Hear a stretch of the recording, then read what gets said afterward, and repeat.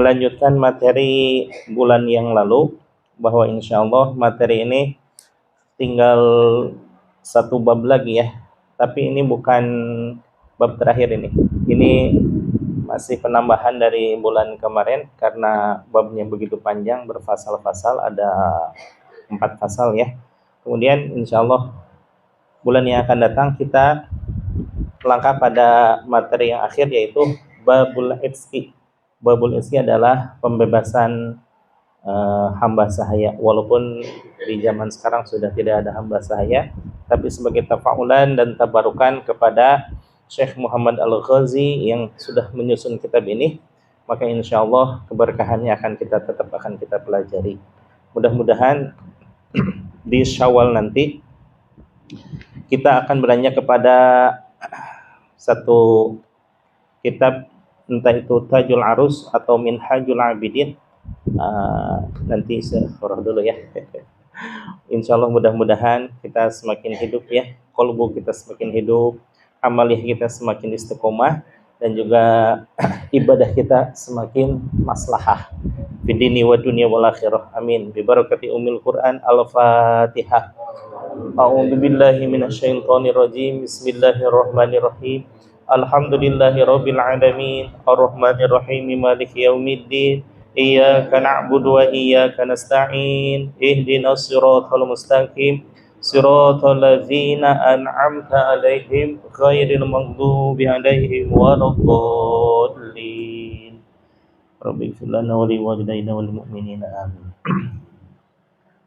Bismillahirrahmanirrahim. Wa qala al-musannifu, berkata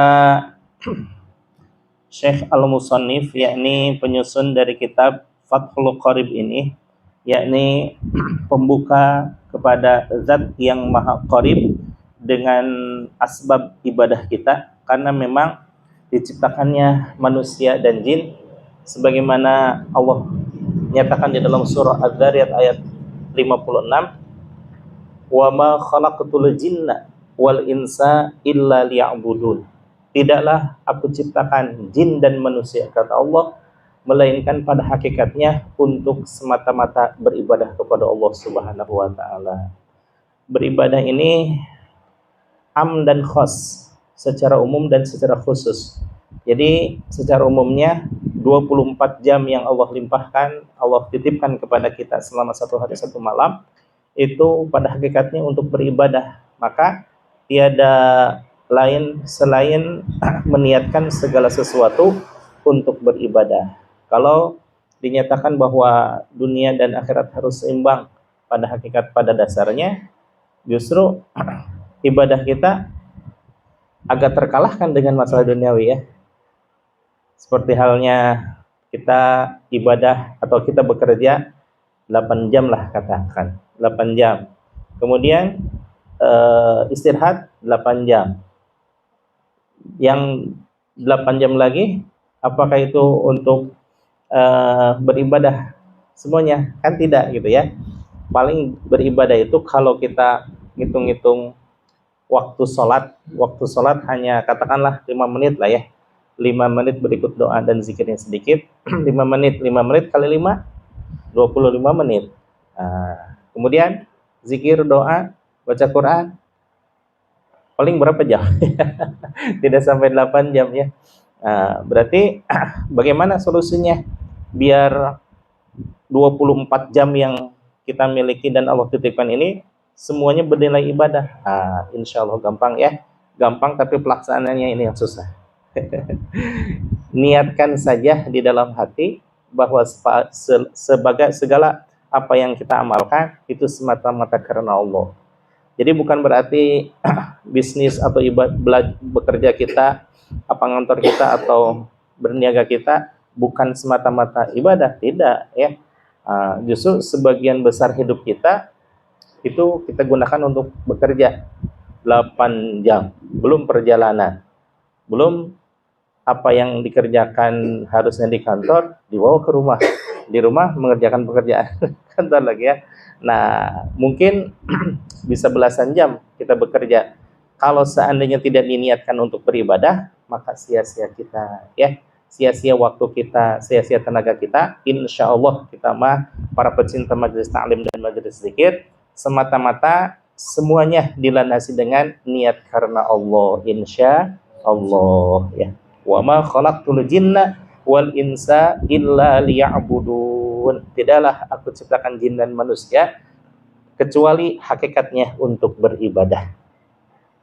Dan di garis bawahi ini liya'budun di sini.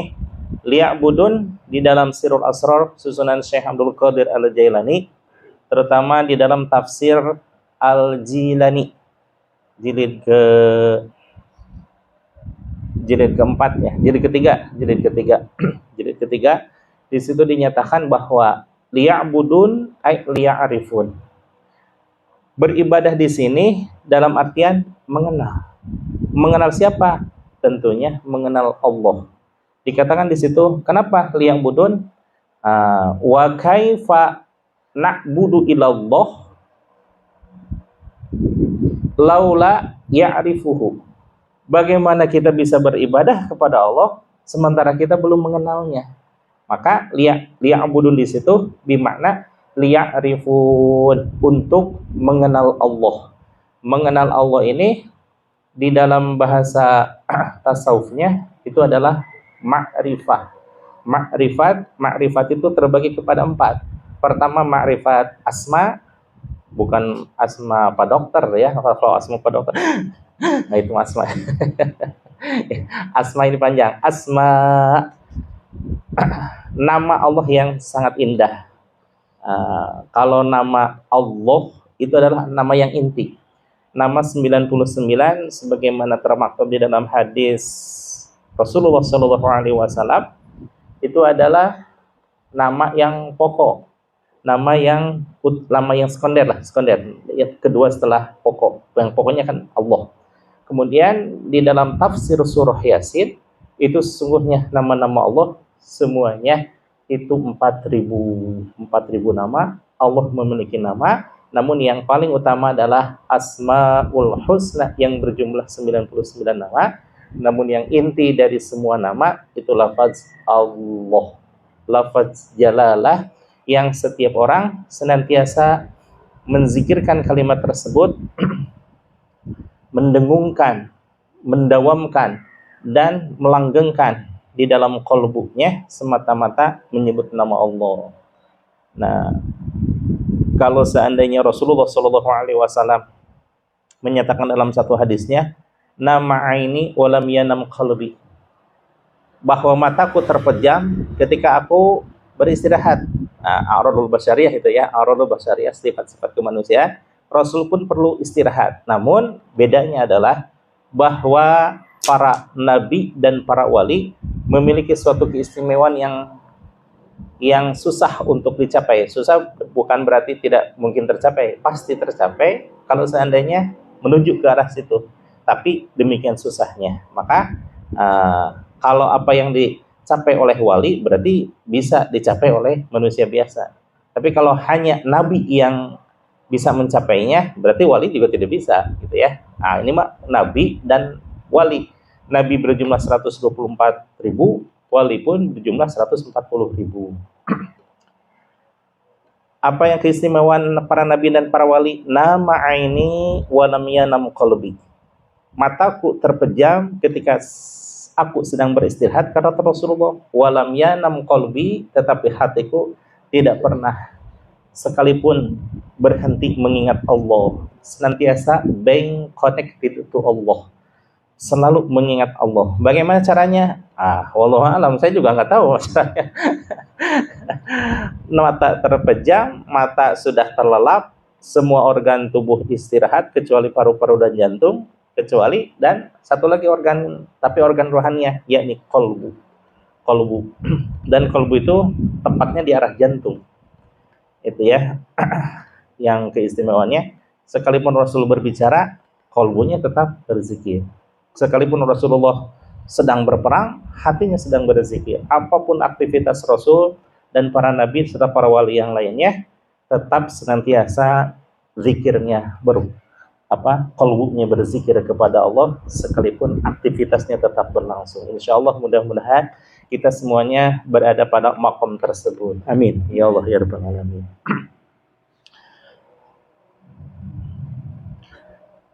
Bismillahirrahmanirrahim. Faslun, adapun ini adalah sebuah fasal.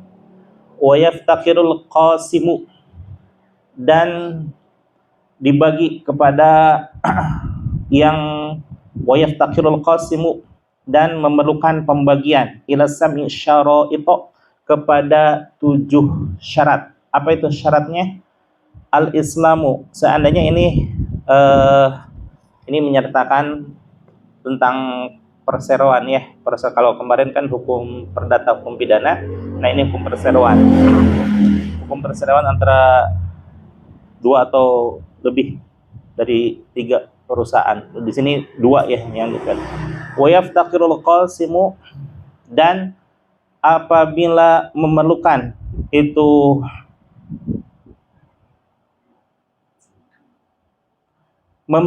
kepada pembagian al-qasimu ila sab'i syara'ita, kepada 7 syarat, maka pembagiannya harus memenuhi 7 persyaratan. Apa itu syaratnya? Pertama, al-Islam.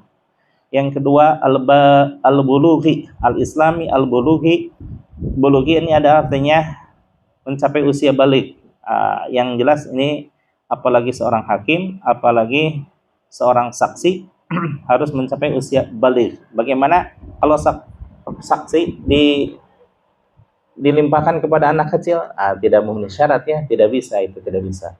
Wal aqli, dan juga berakal, wal hurriyati, dan merdeka, wal dzukurati, dan laki-laki, wal adalati, serta bersikap adil, wal hisabi, dan memahami tentang ilmu hitung.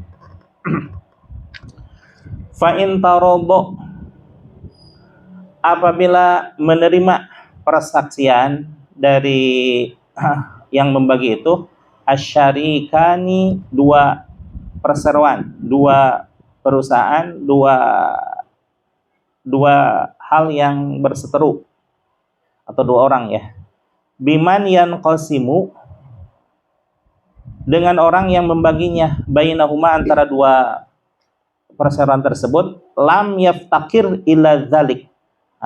Kalau seandainya yang berseteru itu menerima akan pembagian, sudah tidak usah lagi memerlukan 7 syarat itu ya. Kalau sudah menerima itu mah, kalau seandainya perusahaan atau yang berseterunya itu tidak menerima.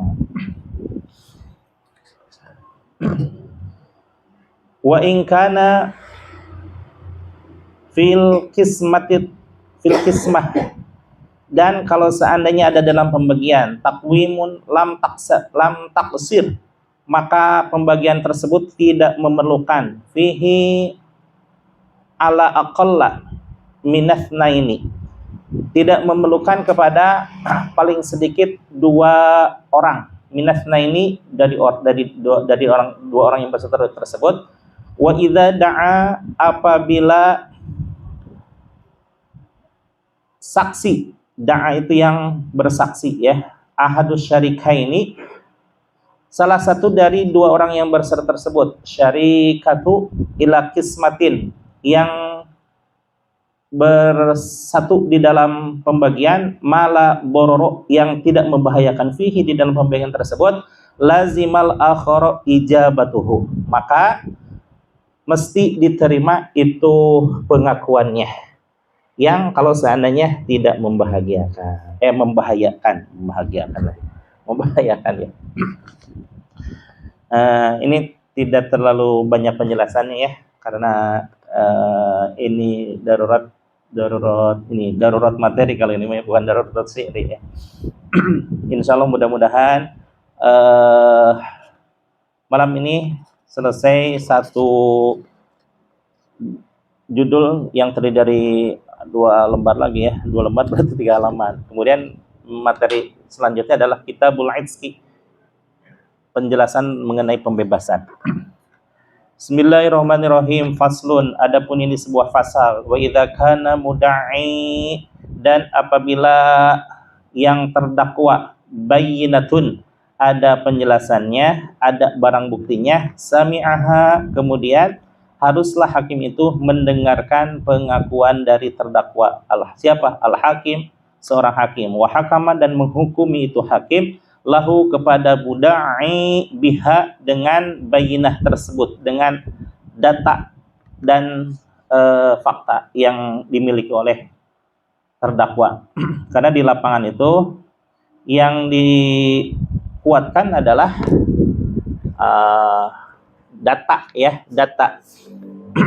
Sebagaimana di dekat warung Buncit, Kiai Haji Manurul Hidayat, Pondok Pesantren Al-Mahbubiyah, beliau dari TK sampai perguruan tinggi memiliki lembaga tersebut. Sudah bertahun-tahun, puluhan tahun mungkin, ya. Nah, baru kemarin-kemarin ada yang menggugat, mungkin salah satu dari ahli waris yang mewakafkan tanah. Kalau mungkin ya, dulu itu mendapatkan waris hibah atau wakif, menjadi wakaf wakaf dari entah kenalannya, entah keluarganya gitu ya, kerabatnya. Nah, mungkin sistem kepercayaan, ya namanya juga dulu, ya, orang tua saya juga banyak tanah yang tidak disertifikasi dulu, ya. Nah, ketika sudah menjadi sebuah pesantren, yang mana untuk zaman sekarang, ya, untuk zaman sekarang, mohon maaf, pesantren mau sekolah itu, ya, istilah kata apa, ya, ladang uang. Ladang uang, ya. Maka si ahli waris ini menggugat, mungkin dengan hayalannya akan mendapatkan bagian gitu, ya, bahkan seluruhnya. Nah, ternyata dilimpahkan ke pengadilan, ya kalah Kiai Manurul Hidayat karena nggak punya data-datanya, karena nggak diurus dulunya gitu, ya. Nah, siapa yang dimenangkan? Ya itu yang menggugat, walaupun saksinya banyak, tapi kan tidak memiliki data yang valid. Kalau iya ini dari itu, ini dari saudaranya, itu dari saudaranya, tapi kan itu hanya katanya yang dikuatkan dan dimenangkan oleh pengadilan. Itu kalau seandainya ada bukti hitam di atas putih, maka ya tidak memerlukan banding lagi, ya sudah kalah gitu, ya. Akhirnya Kiai Manurul Hidayat bangun lagi di tempat yang lain. Masya Allah. Ini sudah hampir 11, ya, saya punya kenalan yang seperti itu.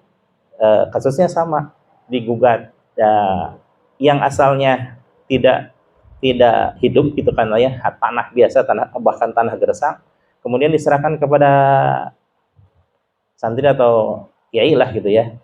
Nah, kalau para asatid mah lurus-lurus, ya gitu, ya, ini ada yang menghibahkan untuk ledang akhirat, ayolah, siap bekerja untuk nyumbang ilmunya. Sudah jadi, sudah mega, sudah berjalan pendidikannya, digugat. Akhirnya ya jadi gitu, bagi itu jadi gigit jari. Ini jadi itibar buat semuanya, bahwa segala sesuatu kalau kita salah langkah, maka biasanya menjadi masalah.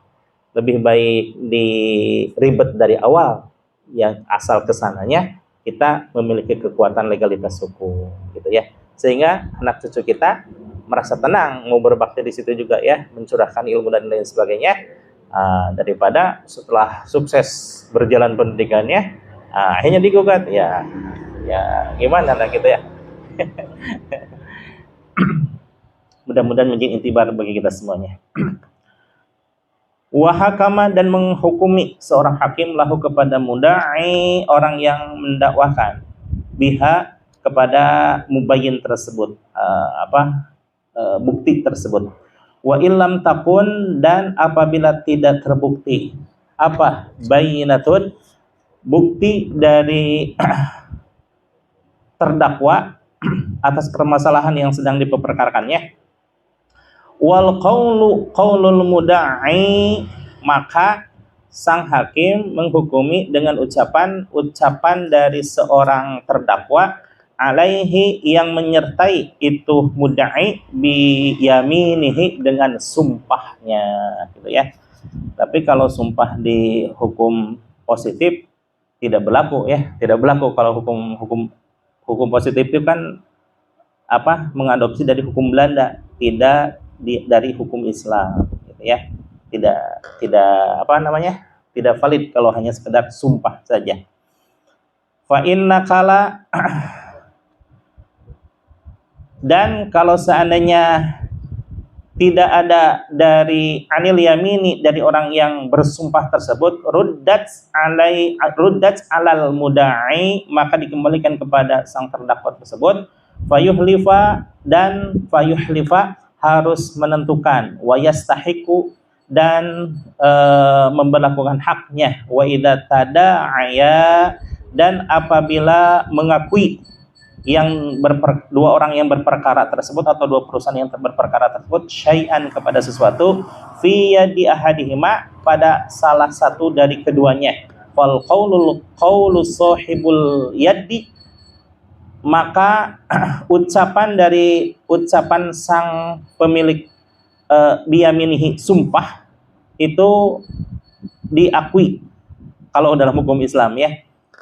Jangankan begitu ya, orang menyebutkan wallahi, sudah kalau di zaman Nabi, zaman sahabat, orang sudah mengucapkan wallahi itu sudah takut karena benar-benar bahwa ucapan wallahi ini sebagai ibarat kata mempertaruhkan kehormatannya, keluarganya dengan apa yang disumpahinya. Apa itu wallahi? Demi Allah gitu ya. Maka kalau seseorang sudah menyatakan demi Allah, itu artinya pintu terakhir seseorang supaya dipercaya gitu ya. Dan pada zaman Nabi, pada zaman sahabat, memang orang mempercayai orang yang menyatakan wallahi. Jangankan seperti itu ya. Kalau seandainya orang yang berseteru gitu ya, yang mau berperang, kemudian ada yang menyatakan jangan ganggu orang ini berada di bawah perlindunganku. Oh ya sudah, sekalipun siapa namanya Abu Jahal, kalau ada orang yang seperti itu langsung.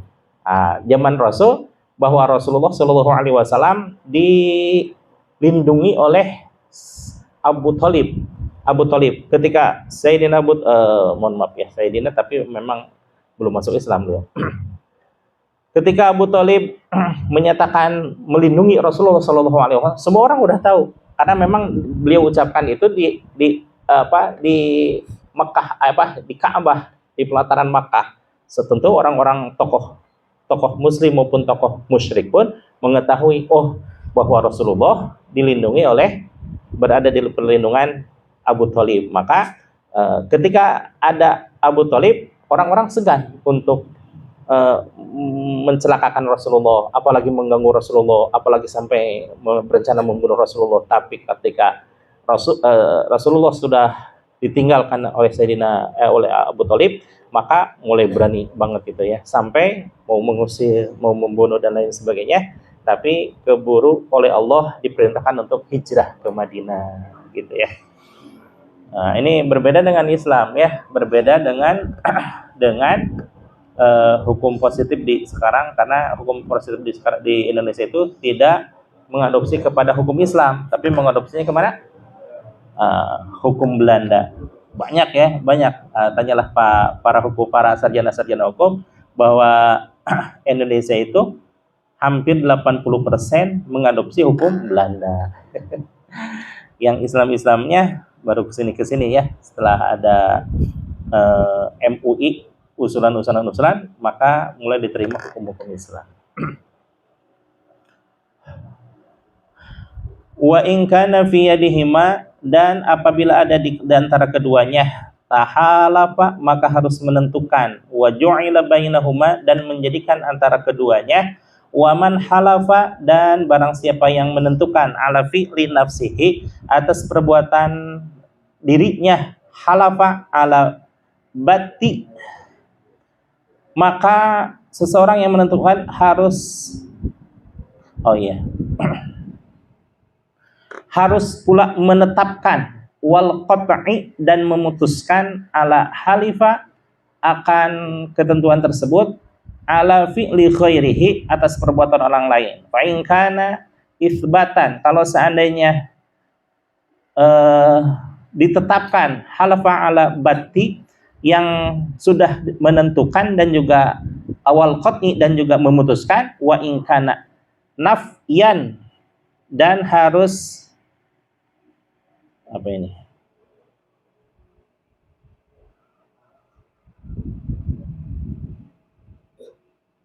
Nafian.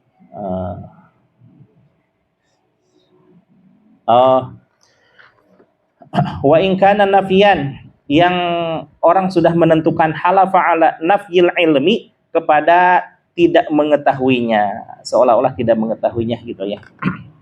Dilanjut ya. Bismillahirrahmanirrahim. Faslun, adapun ini sebuah fasal. Wala yuqbalu syahadatu, dan tidak menerima persaksian, illa mimman ijtama'at, kecuali bagi orang yang sudah mengumpulkan fihi, di dalam syahadah tersebut, dalam persaksian tersebut, khamsu, apa itu khamsu khisolin, 5 perkara. Yang pertama al-islamu, haruslah Islam, wal bulugu yang kedua baligh, wal aqlu yang kedua berakal, wal hurriyah dan juga merdeka, wal adalah dan juga bersikap adil, walil adalati, dan adapun penjelasan bagi adalah, bagi keadilan itu loh, khamsus syaro itu menepati pada 5 syarat. Ayakuna mujtaniban, harus orang tersebut mujtaniban, menjauhi lil kabairi, bagi orang-orang yang pembesar, ala ghairu musirru, yang selain alal qalili minas sogoir, selain ungkapan dari sebagian kecil dari anak-anak kecil. Salimas sari roti, kemudian orang tersebut harus selamat akidahnya. Sari roti itu dalam artian akidah ya. Ma'munul ghadabi, yang terbebas atau aman dari kemarahannya. Muhafizun, dan terpelihara ala muru'atin mithlihi, terhadap sikap terhadap sesamanya. Jadi adil tersebut pertama harus tidak tidak melebihkan orang yang karena ada pembesar, kalau bahasa sekarang mah apa namanya, tumpul ke atas tajam ke bawah gitu ya. Lebih mementingkan orang-orang yang besar. Kemudian ala sogiri, kalau seandainya dia rakyat kecil, nah itu seolah-olah hukum itu berlaku ya, demi keadilan, titik-titik. Terhadap orang miskin ngomongnya begitu.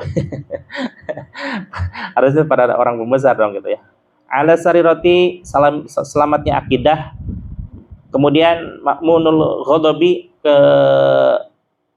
aman dari kemarahannya. Kalau marah ya marah biasa aja gitu ya, tidak sampai merusak atau melukai seseorang. Muhafidun ala ma'muratin mithlihi, dan bersikap sebagaimana mestinya kepada orang sesamanya. Ini 2 lagi ya. Satu lagi. Bismillahirrahmanirrahim. Wal huququ darbani, adapun hak-hak itu ada terbagi kepada 2 bagian. Haqqullahi ta'ala, pertama haknya Allah subhanahu wa ta'ala, wa haqqul adami, yang kedua adalah haqqul adami, hak sebangsa manusia, hak antar sesama manusia. Fa amma huququl adamiyina, adapun hak terhadap manusia, fa salasatu adrubin, itu menepati kepada 3 bagian. Pertama, darbun la yuqbalu fihi illa syahidani. Yang pertama itu tidak menerima pada hakul adami illa syahidani, kecuali 2 orang saksi, zakaroni, dari laki-laki, wahwa ma la yaqsudu minhu, wahwa ma mana beda, wahwa ma la yaqsudu minhul mal, yang tersebut itu adalah yang tidak bermaksud kepadanya harta. Wayat toli'u alaihi rijal, dan tidak mementingkan, wayat toli'u tidak memunculkan kepada, tidak boleh memperlihatkan pada rijal. Contohnya seperti syahidah ini itu nikah, seperti pernikahan dan juga talak ya.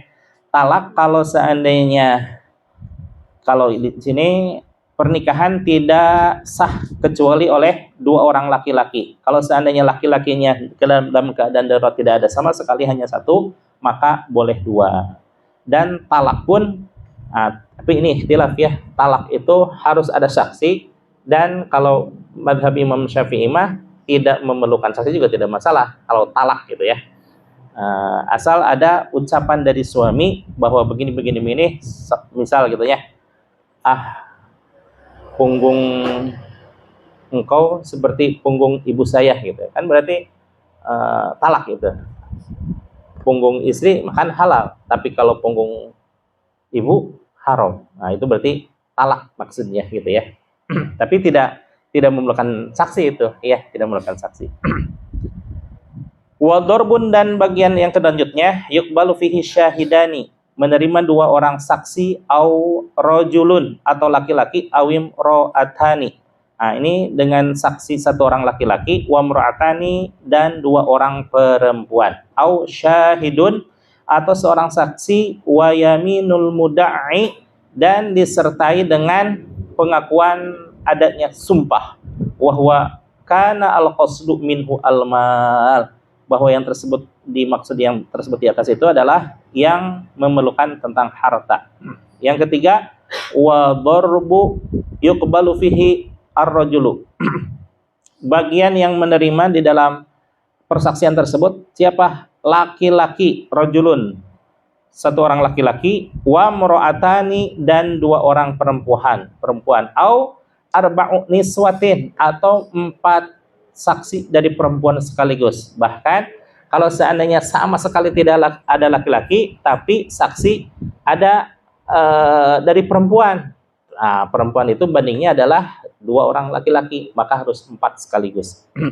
Wa huwa ma yattali'u alaihi ar-rijal, yang di dalamnya tidak mementingkan kepada seorang laki-laki. Wa amal huququllahi, dan adapun haknya Allah Subhanahu wa taala, fala yuqbalu fiha an-nisa'u, bahwa tidak memerlukan persaksian dari seorang perempuan. Wahya salah satu adrubin menempati kepada 3 bagian. Yang pertama, darbun la yuqbalu fihi aqallu min arba'atin wa huwa az-zina, yaitu bahwa pertama tidak menerima, yuqbalu itu tidak menerima, la yuqbalu fihi aqallu, tidak menerima saksi, min arba'atin, dari 4 orang saksi, wahwa az-zina. Nah, kalau ada yang menyebutkan Pak RT, Pak RW, di situ ada orang yang berzina, mana di hadapan orang ya, ada nggak yang menyaksikan?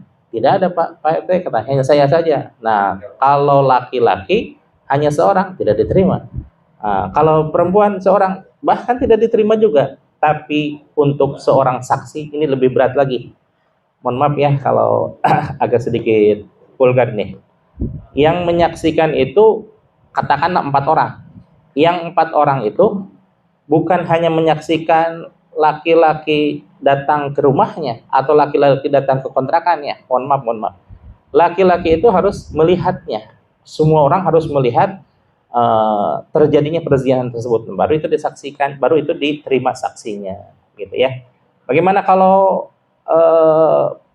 perempuan yang 4 orang? Nah, tidak bisa, ya harus laki-laki yang menyaksikan perbuatan tersebut. Kalau hanya sekadar melihat laki-laki masuk ke rumah perempuan, itu hanya dugaan saja. Kalau dalam Islam ya, Kalau bagaimana kalau dalam hukum positif? Hukum positifnya tidak menerima hal itu, asal yang terjadi zina, udah zina aja.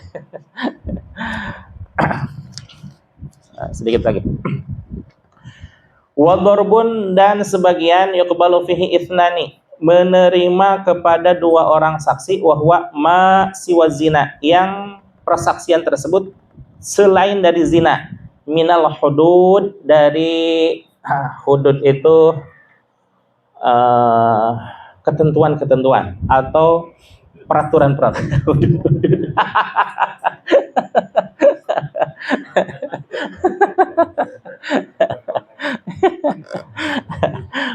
Hudud malaza bil udud ya. Hudud itu persaksi apa? Hudud had atau ketentuan. Wa darbun dan sebagian yuqbalu fihi wahidun. Yang sebagian lagi hakullah bisa diterima walaupun hanya seorang saksi, wahwa hilalu Ramadan. Nah, itu adalah hilal Ramadan ya. Hilal Ramadan itu tidak memerlukan saksi banyak orang ya. Cukup dengan satu orang sudah cukup gitu ya. Kalau di Indonesia bagaimana? Di Indonesia itu beberapa titik kemudian disaksikan oleh satu orang. Tentu ini satu orang yang paham tentang ilmu falak ya. Satu orang ada kalau nggak salah 8 atau 9 titik baru itu disahkan oleh Kementerian Agama ya. Satu orang saja sudah sah, apalagi 9 orang. Ini ya, kalau hudud itu ada pertama tidak menerima kecuali 2 orang saksi laki-laki ya. Yang kedua untuk masalah zina itu mah. Yang kedua tidak menerima persaksian kecuali harus 2 orang laki-laki. Yang ketiga tidak masalah 1 orang pun, tapi itu hanya terkhusus untuk saksi hilal Ramadan saja, penentuan bulan Ramadan. Wala yuqbalu syahadatul a'ma, dan tidaklah diterima persaksian seorang yang, mohon maaf, a'ma itu buta penglihatannya, terganggu penglihatannya atau sedang diuji oleh Allah Subhanahu wa taala penglihatannya. Kalau bahasa umumnya ya tidak diterima persaksian seorang yang buta illa fi khamsati mawani'a, kecuali di dalam 5 tempat. Pertama, al-mauti, pada perkara kematian seseorang. Masa kematian seseorang mah, Pak, di situ ada yang meninggal. Walaupun ini seorang buta, ya diterima aja saksinya ya. Itu tidak memerlukan, benar nggak? Apa itu? Ada saksinya lain nggak? Nggak usah ya. Karena ini untuk mempercepat proses ikramul janaiz, pemuliaan terhadap jenazah. Wan nasabi, dan juga saksi terhadap nasab. Karena nasab itu tidak mesti harus melihat ya. Bisa melihat bisa ini dikatakan sebagai apa namanya? Buta lah katanya. Bisa melalui berita orang dari mulut ke mulut, dari mulut ke mulut, atau dari tulisan-tulisan. Dia membaca gini gitu ya. Tidak usah menyaksikan Rasulullah memiliki putra Hasan dan Husain. Apakah dia harus menyaksikan? Tidak ya, itu dari berita orang juga sudah bisa diterima. Wal milkil mutlaki, dan juga pemilikan yang sah terhadap suatu barang, apakah motor atau sepeda atau apalah pun barangnya, milik seseorang yang diakui oleh seseorang yang buta bahwa dia itu adalah betul barangnya, diterima itu ya. Wa tarjamati, dan juga penerjemahan. Terjemah juga sama, tidak memerlukan penglihatan ya. Yang penting dia mengetahui bahwa misalkan doroba artinya memukul gitu ya. Fa'ala artinya berbuat, ya udah bisa aja gitu ya. Wa masyahida, dan juga persaksian bihi qoblal ama, sebelum dia mengalami kebutaan. Wa alal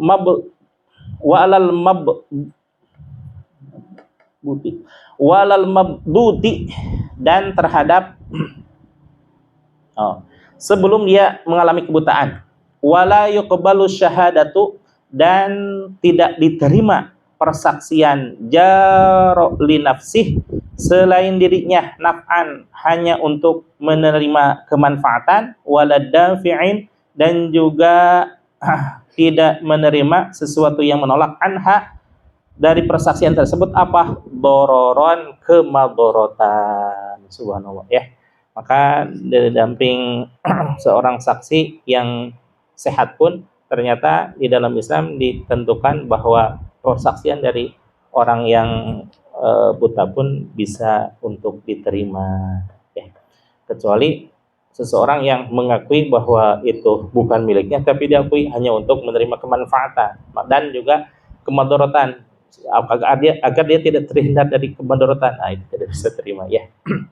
Demikian salah satu bab dari babul iqtida wasyahadat, bab dari persaksian dan juga pengukuhan hukum, dan akhirnya nanti insyaallah bulan depan akan diakhiri dengan kitabul itqi, kitab tentang pembebasan budak. Subhanallah ya. Demikian, walaupun tidak jelas sama sekali, tapi insyaallah untuk mengejar bahwa alhamdulillah kita sudah bertahun-tahun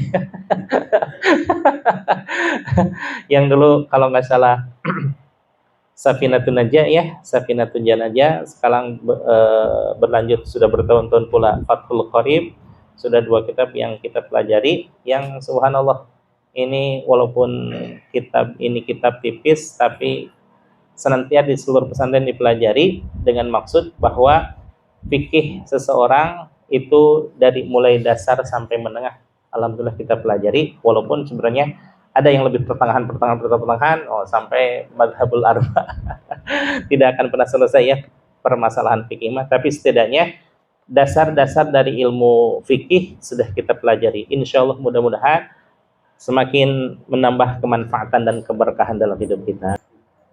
Ini terkait dengan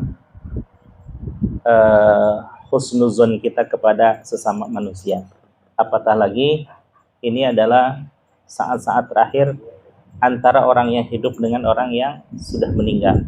Sebagaimana Rasulullah SAW ketika terkait masalah ini, Rasulullah tanpa menanyakan kepada para sahabatnya, wahai para sahabat, dan Rasul tidak menyeting ya. Rasul tidak menyeting.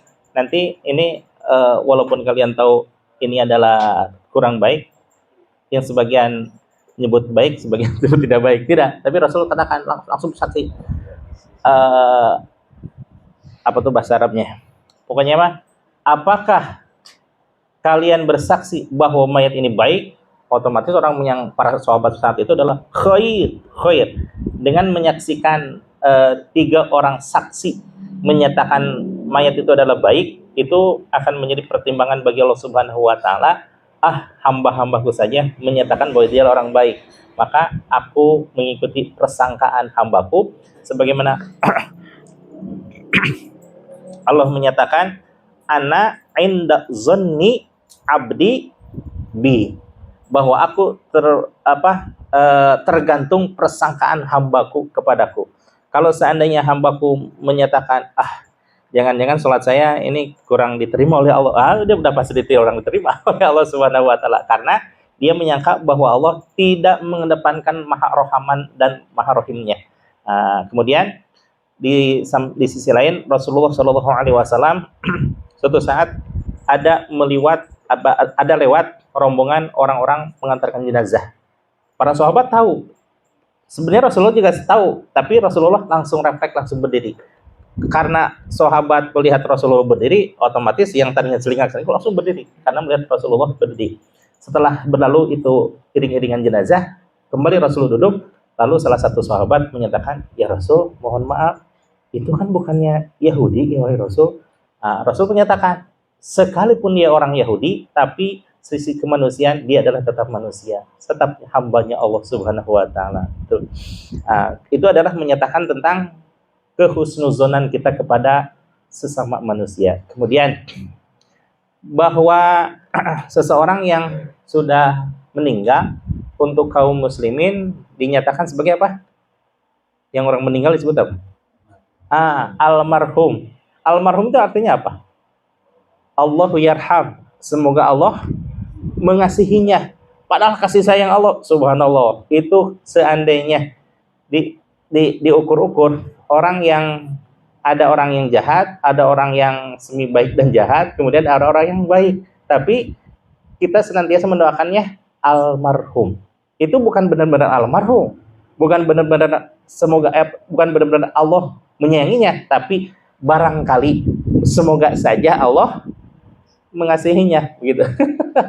Kan kita tidak mengetahui bahwa itu adalah baik atau buruknya, kecuali saksi kalau seandainya pernah melihat bahwa dia orang baik, baik secara hakullah maupun hakul adami, sebagaimana tadi kita pelajari. Baik dalam artian beribadahnya, subhanallah, dia bukan pernah ke masjid, berarti orang baik secara hakullah tidak. Baik, kemudian pernah mengikuti kerja bakti. Kira-kira Bapak RT dan Bapak RW itu warga yang baik bukan? Warga yang baik ya. Sekalipun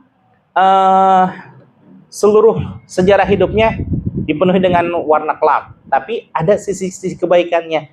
Nah, itu terkait bahwa Rasulullah Shallallahu Alaihi Wasallam mengajarkan kepada kita bahwa hendaklah bersikap husnuzon kepada orang lain, sekalipun pada kenyataannya tidak gitu ya. Nah, ada lagi di kisah ketika zaman Nabi Musa alaihissalam.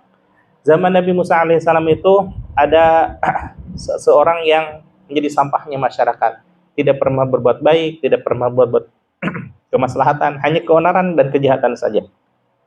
Sampai-sampai keluarganya pun malu, dia senantiasa berbuat kejahatan. Suatu saat penduduk kota tersebut dan keluarganya sepakat untuk mengusir dia. Dan masyarakat udah tahu lah dia sampah masyarakat lah pokoknya. Kemudian setelah diusir oleh keluarga dan penduduknya, dia tinggal ke padang pasir. Di padang pasir itu subhanallah, dia hanya berdoa saja nih.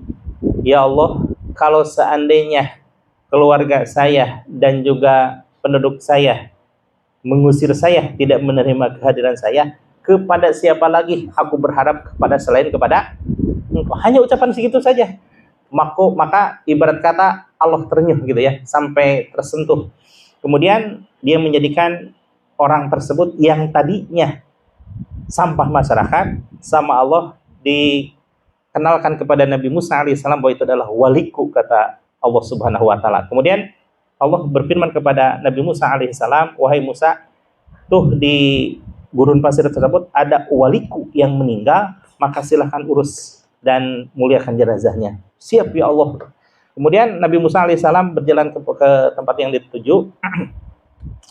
Setelah tahu bahwa orang tersebut meninggal, yaitu adalah orang yang disebut sampah masyarakat, Nabi Musa sebenarnya tertegun dulu. Wah, ini sebenarnya dalam hati ya, ini sebenarnya ini sebenarnya orang sampah masyarakat. Tapi kenapa Allah menyebutkan waliullah? Kemudian setelah diuruslah pengurusannya dengan syariat Nabi Musa ya, tentu berbeda dengan Nabi Muhammad SAW. Setelah dikubur, kemudian Nabi Musa alaihissalam bermunajat kepada Allah. Ya Allah, ada apa rahasia di balik semua ini? Yang saya tahu beliau adalah sampah masyarakat. Kenapa engkau menyebut sebagai waliullah? Wali kan berarti kekasih Allah. Apa yang menyebabkan kekasih Allah? Wahai Nabi Musa, ketika orang tersebut diusir dari rumah dan daerahnya, dia hanya berharap kepadaku. Subhanallah. Itu sudah berbuat kebaikan belum? Belum, hanya sekedar bertaubat saja. Subhanallah ya. Orang yang katakanlah 99,9990 itu berbuat kejahatan, tapi hanya 1,1000% yang berbuat kebaikan kepada Allah, ternyata Allah membalikan semuanya menjadi kekasih Allah ya. Demikian dengan umatnya Rasulullah Shallallahu Alaihi Wasallam, apalagi di saat-saat terakhir, yang kita lihat adalah kebaikannya. Yang kita lihat kebaikannya, walaupun dari itu sisinya kelam semuanya. Kita lihat sisi kebaikannya saja. Maka salah satu sunnah di dalam bersosial kemasyarakatan, ketika kita membicarakan orang yang sudah meninggal, itu hendaknya dibicarakan ya baik-baiknya saja, sekalipun sebenarnya dia banyak kesalahannya. Ini betapa luhur kepribadian Rasulullah Shallallahu Alaihi Wasallam untuk mengajarkan kehusnuzonan kepada para sahabat dan umatnya. Demikian. Ya. Kalau kita berbuat kebaikan, parameternya itu apa? Atau ukurannya apa? Kuantitasnya apa, kualitasnya? Kemarin ya, dia dalam majelis duha,